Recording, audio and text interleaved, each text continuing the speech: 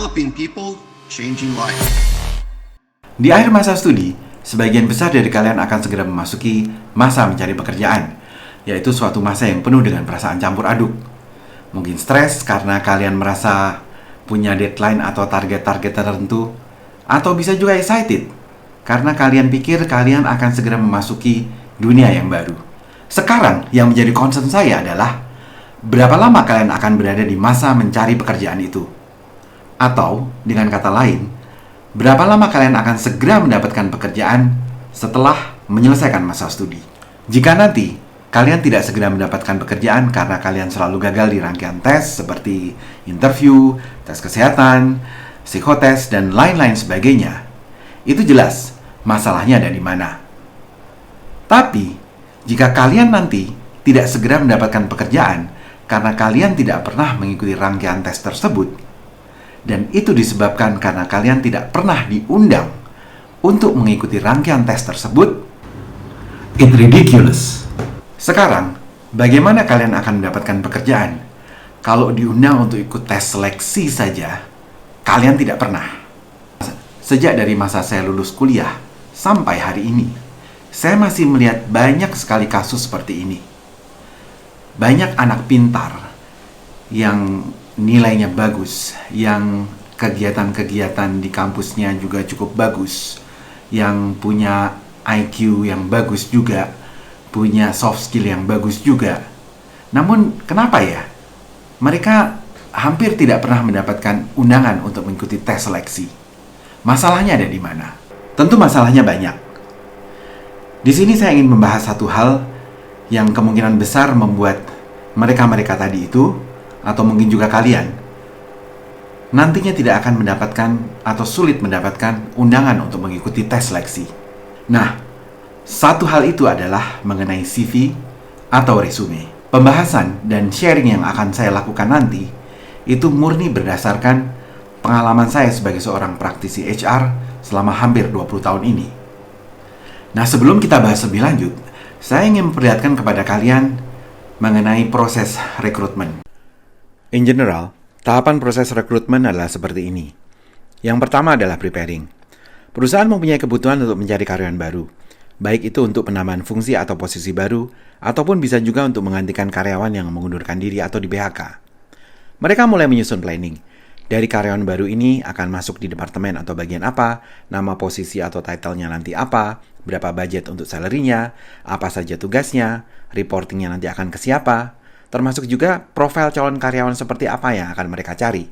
Misalnya latar belakang studinya apa, punya pengalaman apa, punya keterampilan apa, dan lain sebagainya. Tahap selanjutnya adalah sourcing. Setelah segala sesuatu yang berhubungan dengan kebutuhan karyawan baru tersebut di-finalize pada tahapan preparing, selanjutnya perusahaan akan mulai publish vacant position tersebut. Bisa di media sosial, job portal, atau apabila perusahaan tersebut mencari fresh graduate dari kampus tertentu misalnya, maka mereka akan umumkan pencarian karyawan baru itu di kampus-kampus tersebut. Dan masih banyak lagi cara lainnya. Screening. Dari CV atau resume para applicants yang diterima, lalu dipilih mana yang sesuai dengan requirement kandidat yang perusahaan cari. Dan dari hasil screening itu, timbul dua kemungkinan untuk para applicants, yaitu mereka dipanggil untuk ikut seleksi, atau sebaliknya. Lalu ada selecting. Applicants yang lolos di proses screening akan dipanggil untuk mengikuti proses seleksi. Bisa berupa interview, panel discussion, kemudian dilanjutkan dengan psikotes, medical test, dan lain-lain, tergantung dari policy masing-masing perusahaan. Pada tahap hiring, yang lolos pada proses selecting akan diberi penawaran kerja. Anda dinyatakan diterima di perusahaan ini, tugasnya ini, salary dan benefits-nya sekian, schedule kerjanya seperti ini, dan masih banyak lagi. Dan jika kandidat menerima penawaran tersebut, maka selanjutnya kedua belah pihak akan menandatangani apa yang disebut dengan perjanjian kerja. Step yang terakhir adalah onboarding. Calon karyawan yang telah menandatangani perjanjian kerja tadi biasanya akan mendapatkan apa yang perusahaan sebut dengan induction training, berupa penjelasan mengenai culture perusahaan, do and don'ts, dan masih banyak lagi. Lalu selanjutnya ya, mulai bekerja. Dari keseluruhan proses ini, sebagai applicants, kalian akan mulai join di bagian mana? Ya, di bagian ini, kalian mulai masuk antara sourcing and screening. Lalu bagaimana kalian masuk? Ya, dengan mengirimkan CV atau resume kalian. Selanjutnya, CV atau resume kalian akan masuk dalam tahap selecting. Di sini, CV atau resume tersebut akan dinilai. Jika bagus, maka kalian akan mendapatkan undangan atau kesempatan untuk mengikuti tes selanjutnya. Namun jika tidak, ya sudah, selesai sampai di situ. So, di sini bisa kalian lihat how brilliant you are, how good you are, how talented you are. Kalau kalian tidak punya kesempatan atau tidak diberi kesempatan untuk show off kalian punya capability, lalu bagaimana? Yang ingin saya garis bawahi di sini adalah whoever you are, pada tahap awal kalian hanya akan dinilai dari sebuah dokumen yang bernama CV atau resume tersebut. Jadi bisa dikatakan nasib kalian at the first stage tergantung sekali pada sebuah dokumen yang bernama CV atau resume. Kalau ada words of wisdom yang mengatakan do not judge the book by its cover, itu tidak berlaku pada rekrutmen. Karena pada faktanya, at the first stage, kalian akan dijudge by your cover, by your resume atau your CV. Nah sekarang, bisa kalian pikir sendiri, betapa importantnya sebuah dokumen yang bernama CV atau resume tersebut. Sayang sekali, sampai saat ini masih banyak orang yang menganggap bahwa CV atau resume itu adalah hanya sebuah data diri. Oke, mungkin ilustrasi ini akan lebih memperjelas. Rekruter melakukan first screening terhadap CV atau resume yang mereka terima hanya dalam hitungan detik. Baru pada saat second screening, dia akan meluangkan waktu lebih lama untuk mempelajari CV secara lebih detail. Jadi begini, misalkan si rekruter menerima 100 CV. Lalu, standar rekrutmen di perusahaan tersebut harus minimal melakukan seleksi terhadap 5 orang kandidat untuk satu posisi. Maka, pada first screening, si rekruter akan mengambil misalnya 10 CV, dan setelah itu, dari 10 CV tersebut, dia akan lakukan lagi second screening untuk mengambil 5 CV terbaik dari 10 CV tersebut, yang nantinya akan mereka undang untuk mengikuti proses seleksi. Nah, apabila lolos screening ini, kalian akan dipanggil dan diberi kesempatan untuk menunjukkan kemampuan yang kalian punyai. Kalian akan diberi waktu, diberi stage atau panggung, untuk menunjukkan kepada mereka apa yang kalian punya, apa yang kalian bisa, apa yang kalian mampu, untuk meyakinkan mereka bahwa kalian adalah orang yang tepat untuk posisi tersebut. Namun sebaliknya, untuk CV atau resume yang tidak lolos, ya maaf, masuk tempat sampah. Nah, kita sudah sama-sama paham bahwa pada faktanya, CV atau resume itu merupakan kunci utama kita at the first stage untuk bisa mendapatkan sebuah pekerjaan. Nah, kita sudah sama-sama paham bahwa pada faktanya, CV atau resume itu merupakan kunci utama kita at the first stage untuk bisa mendapatkan sebuah pekerjaan. Yang menentukan CV atau resume kalian itu bisa mendapatkan undangan untuk mengikuti tes selanjutnya adalah seorang rekruter. Seorang rekruter adalah manusia biasa yang sangat mungkin segala keputusannya dipengaruhi oleh banyak faktor. Salah satunya adalah faktor subjektif. Terutama pada saat mood si rekruter ini sedang tidak baik. Misalnya, dia sedang overload kerjaan, dia sedang lelah, sedang sakit, sedang capek, dan sebagainya. Sangat mungkin sekali bagi si rekruter apabila dia melihat CV atau resume yang dia rasa sedikit aneh. Dengan sangat mudah, dia akan mengabaikan atau membuang CV tersebut hanya dalam hitungan detik. Sekarang kalian bayangkan seorang rekruter yang menerima banyak sekali application seperti ini. Untuk satu vacant position, mereka bisa menerima puluhan, bahkan ratusan applications. Lalu, bagaimana keadaan seorang rekruter yang bertanggung jawab untuk lebih dari satu vacant position? Bisa kalian bayangkan? Nah, dalam keadaan seperti ini, sangat mungkin dia akan mencapai titik lelah, jenuh, dan secara manusiawi, dalam menjalankan pekerjaannya dengan keadaan seperti itu, dia akan gampang sekali terdistract dengan hal-hal yang menurut kalian sebenarnya bisa ditolerir. Hal-hal kecil semacam apa yang menurut kalian hal tersebut sebenarnya masih bisa ditolerir? Namun bagi seorang rekruter, apalagi dia sedang dalam keadaan mood yang tidak baik, hal tersebut menjadi sesuatu yang sangat fatal. Sehingga CV atau resume Anda ada risiko untuk ditolak atau dibuang hanya dalam hitungan detik. Kita akan bahas satu persatu hal-hal tersebut. First impression. Hati-hati dalam penggunaan warna, font, dan desain pada CV atau resume kalian. Pastikan penggunaan 3 hal tersebut tidak membuat CV atau resume kalian malah sulit untuk dibaca. Karena sekali si rekruter mengalami kesulitan membaca yang disebabkan kesalahan pemilihan 3 hal tersebut, dengan sangat mudah CV atau resume kalian diabaikan. Nah, untuk mencegah hal ini terjadi, biasakan kalian baca lagi secara cepat CV atau resume tersebut. Apabila kalian sendiri merasa ada kesulitan membacanya, walaupun sedikit, segera ubah. Email address adalah kontak yang wajib kita letakkan di CV selain nomor telepon. Sehingga, yang namanya email address pasti akan terbaca oleh si rekruter. Penggunaan email address yang terlihat tidak profesional dan ada unsur candaan membuat kalian terlihat childish. Dan si rekruter akan dengan mudah secara subjektif menilai what type of person you are. Hal ini sangat mungkin menjadikan si rekruter berpikir ulang untuk memasukkan CV kalian dalam shortlisted candidate yang akan diundang mengikuti seleksi. Jika kalian menempatkan foto di CV atau resume, itu juga mesti hati-hati. Sekarang bayangkan kalian adalah seorang rekruter yang sedang mencari kandidat baru. Apa yang ada di pikiran kalian saat melihat foto di sebelah kiri di sebuah CV atau resume yang kalian terima? Lalu selanjutnya coba bandingkan dengan foto yang sebelah kanan. Mana foto yang lebih proper untuk diletakkan di sebuah CV? Sekarang ini banyak perdebatan terjadi mengenai panjang atau pendeknya sebuah CV atau resume. Ada yang bilang cukup 1 halaman saja. Ada juga yang bilang maksimal 3 halaman. Ada lagi yang bilang, ya kalau memang apa yang perlu ditulis di CV atau resume itu memang banyak, so what? Nah sebenarnya yang akan dilihat oleh si rekruter adalah isi dari CV atau resume itu, bukan sekedar masalah berapa halaman. Kalau memang isinya mengharuskan ditulis lebih dari 3 halaman, which is fine. Tapi sebaliknya, kalau memang banyak halaman dengan isi yang menurut mereka sangat bertele-tele dan tidak penting, maka itu jadi masalah. Sekarang coba kalian lihat dan bandingkan cara si pemilik CV atau resume ini.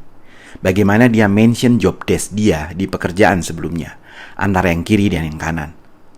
Menurut saya, sekian poin yang tertulis di kiri sangat-sangat bisa diringkas menjadi hanya 4 poin di sebelah kanan.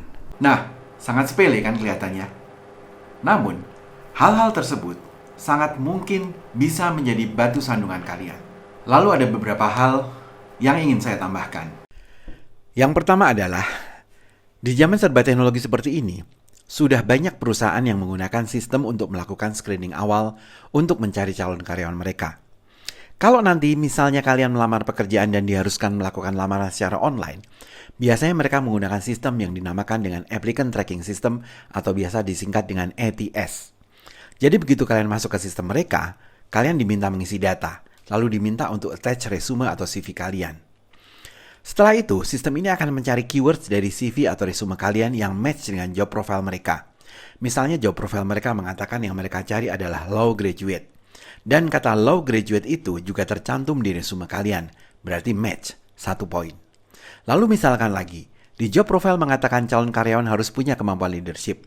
Dan di resume kalian mencantumkan bahwa kalian pernah mengikuti suatu kegiatan dan itu mengasah kemampuan leadership kalian. Berarti match lagi, 2 poin. Lalu akan dihitung. CV atau resumenya si A misalnya punya 18 keywords yang match. CV atau resumenya si B misalnya punya 23 keywords yang match. Dari situ akan menghasilkan ranking. Lalu mereka akan memutuskan dari ranking berapa sampai ranking berapa yang akan dipanggil untuk sesi selanjutnya atau sesi interview. Nah, di proses ini, apa yang membuat skor atau ranking kalian rendah sehingga kalian kehilangan kesempatan untuk proses selanjutnya atau proses interview tadi? Yang paling sering ditemukan adalah kesalahan penulisan atau typo. Misalnya, law Anda tulis LEW, tapi bukan LAW. Itu sudah tidak kedetek oleh sistem, sudah tidak terbaca oleh sistem. Nah, typo atau kesalahan penulisan kelihatannya sepele kan? Tapi itu bisa berakibat fatal. Sampai saat ini saya masih banyak melihat CV atau resume seorang fresh graduate yang tidak sampai 1 halaman. Mungkin mereka bingung mau mengisi apa atau mencantumkan apa karena mereka merasa belum punya pengalaman kerja. Jadi biasanya yang mereka cantumkan itu hanya personal data dan education saja. Dan education pun biasanya mereka cantumkan itu dari SD. SD di mana, SMP di mana, SMA di mana, yang sebenarnya itu tidak perlu. Di sini saya ingin memberikan 6 poin yang biasanya seorang recruiter itu ingin lihat atau ingin tahu dari seorang fresh graduate. Yang pertama tentu saja personal data, dan yang kedua adalah education and related experience. Di sini maksudnya adalah experience yang related dengan education si fresh graduate itu. Misalnya si fresh graduate itu dulu dia kuliah di misalnya fakultas teknik gitu. Nah, dia kan pernah tuh kerja praktek atau dia pernah magang atau kemudian kunjungan ke misalnya ke pabrik apa gitu kan. Nah, itu kan hal-hal atau experience yang relate ke education dia. Jadi di situ si recruiter bisa tahu bahwa selain si fresh graduate ini belajar di dalam kelas, dia juga sudah punya pengalaman atau dia sudah pernah tahu, sudah punya pengetahuan melihat hal-hal yang secara praktek yang tidak atau mungkin jarang dia dapatkan di bangku kuliah. Nah, kemudian yang ketiga adalah achievement. Di sini ingin saya terangkan atau ingin saya katakan atau ingin saya garis bawahi bahwa achievement itu tidak harus selalu berupa piaga atau piala. Jadi misalnya acceptance atau selection.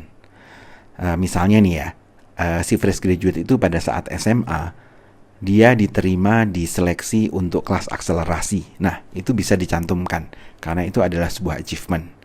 Atau kemudian si fresh graduate ini pada saat dia kuliah, dia akan magang di sebuah perusahaan besar, dan karena perusahaan besar itu menerima banyak application untuk magang, maka si perusahaan besar itu melakukan seleksi. Nah, dan si fresh graduate ini lulus seleksi untuk bisa magang di perusahaan tersebut. Nah, itu kan artinya juga sebuah achievement kan. Nah, itu juga perlu dicantumkan. Jadi misalnya lulus untuk magang di perusahaan A, atau lulus seleksi untuk bisa masuk ke kelas akselerasi, misalnya seperti itu. Kemudian yang keempat adalah personal development. Bisa saja si fresh graduate itu pada saat masa kuliah dia pernah mewakili kampus atau mewakili universitas untuk menghadiri seminar atau conference, atau dia diutus oleh kampusnya untuk menghadiri suatu pelatihan yang mungkin berhubungan atau tidak berhubungan langsung dengan pendidikannya. Itu juga bisa dicantumkan. Kemudian yang kelima adalah organization experience.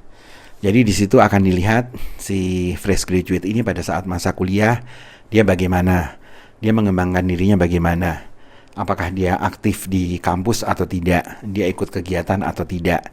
Kan dari situ, dari kegiatan itu biasanya bisa disimpulkan bahwa si anak atau si fresh graduate ini itu sudah terlatih untuk menghadapi suatu permasalahan atau menemukan suatu solusi, atau paling tidak soft skill-nya itu terasah di kegiatan tempat dia bergabung itu. Kemudian yang terakhir adalah personal skill. Misalnya kemampuan berbahasa asing, atau kemampuan untuk menjalankan suatu software, atau coding, atau ya yang lainnya, hal-hal yang seperti itulah. Kemudian bisa juga dicantumkan hobi, karena dari hobi itu si recruiter juga paling tidak bisa mengambil sedikit kesimpulan what type of person si fresh graduate itu. Nah, itu adalah 6 points yang saya yakin kalau itu dicantumkan itu bisa mencapai 1 halaman atau mungkin lebih dari 1 halaman. Jadi paling tidak CV atau resume si fresh graduate ini tidak blank, tidak kosong, tidak hanya beberapa poin saja dicantumkan, padahal sebenarnya si fresh graduate ini banyak sekali hal-hal achievement dia atau personal development dia atau pengalaman dia berorganisasi yang seharusnya itu bisa dipamerkan atau di show off kepada si rekruter tersebut, sehingga bisa menambah nilai dari si fresh graduate ini pada saat dia melamar suatu pekerjaan. Demikian sedikit sharing dari saya, semoga bermanfaat bagi yang membutuhkan, dan jangan lupa ikuti terus channel ini. Saya akan banyak membagikan hal-hal yang berhubungan dengan people development. Terima kasih.